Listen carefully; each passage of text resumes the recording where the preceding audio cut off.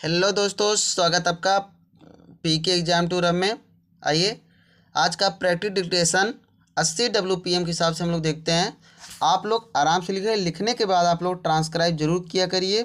हम बार बार कहते हैं ट्रांसक्राइब जरूर किया करिए, इससे आपकी गलती कंट्रोल होगी, एक्यूरेसी आपकी बढ़ेगी। इसकी PDF हमारे टेलीग्राम चैनल पर मिल जाएगी, जिसका लिंक हम कमेंट बॉक्स और डिस्क्रिप्शन दोनों में डाल देंगे। आप लोग वहाँ से जाके आराम से मिला के लिखिए। चलिए, जिन साथी हम चैनल को सब्सक्राइब नहीं किया, आप लोग सब्सक्राइब करके हमसे जुड़िए और डेली 4 मैटर हमसे चैनल पर आके लिखिए आराम से। मैटर 5 सेकंड बाद स्टार्ट होगा। Ready, start.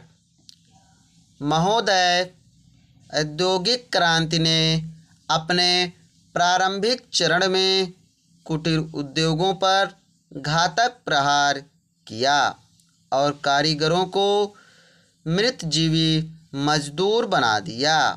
निम्न आर्थिक वर्ग की स्त्रियां परिवार के भरण पोषण के लिए तैयार हो गई। औद्योगिक क्रांति ने पाश्चात्य देशों की अर्थव्यवस्था को जिस गंभीरता से प्रभावित किया था, ठीक वैसा ही प्रभाव भारत में भी पड़ा।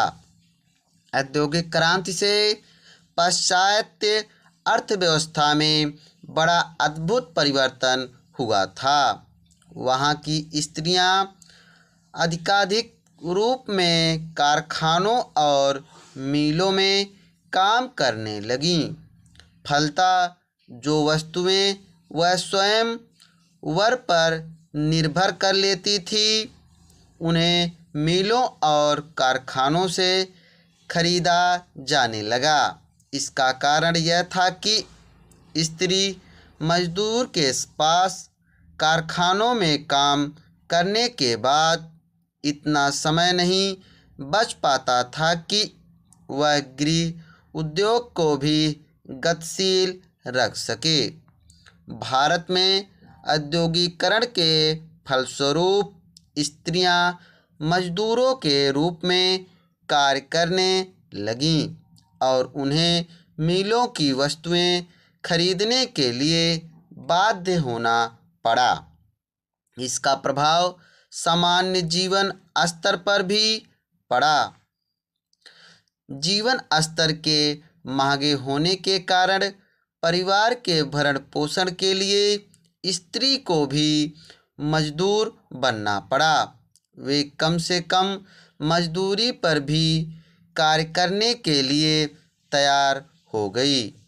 औद्योगिक क्रांति में होने वाले तकनीकी परिवर्तनों ने उत्पादन की प्रक्रिया को बदल दिया और नगर की निम्न वर्गीय तथा कारीगरों की स्त्रियों ने अकुशल मजदूरों के रूप में फैक्ट्री, मिल तथा खदानों में कार्य करना प्रारंभ कर दिया। केवल स्त्रियां ही नहीं, अपितु बच्चे भी मिलों में काम खोजने लगे। उद्योगपतियों के लिए यह बहुत लाभकर अवसर था। उन्होंने बहुत कम मजदूरी पर स्त्रियों और बच्चों से काम लेना प्रारंभ कर दिया।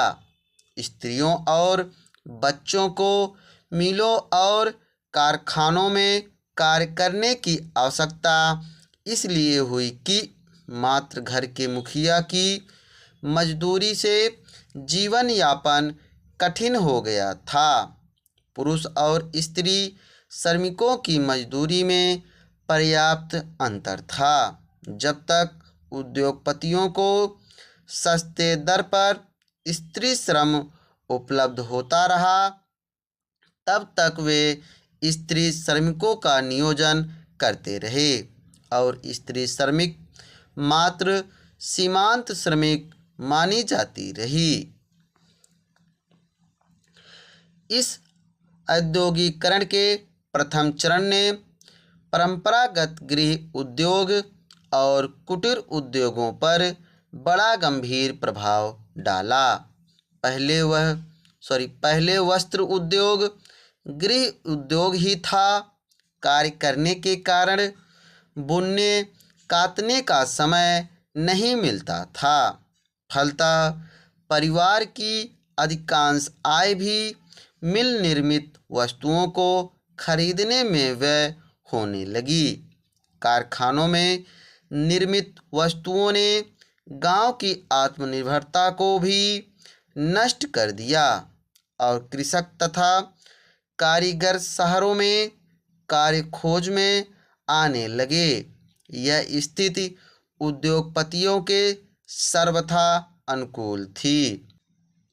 मजदूरों का शोषण जब अत्यधिक बढ़ गया तब शासन को अनेक श्रम विषयक विधान लागू करने पड़े। सन 1881 से 1911 ईस्वी तक के श्रम विधान मूलतः कार्य के घंटे और उसकी दशाओं से संबंधित थे एवं उन्हें सुविधाएं प्रदान करने के लिए विधान पारित किए गए। Full stop. आशा है कि आप लोगों ने मैटर अच्छी तरह लिखा होगा। चलिए, चैनल को सब्सक्राइब करिए, शेयर करिए। थैंक यू, धन्यवाद।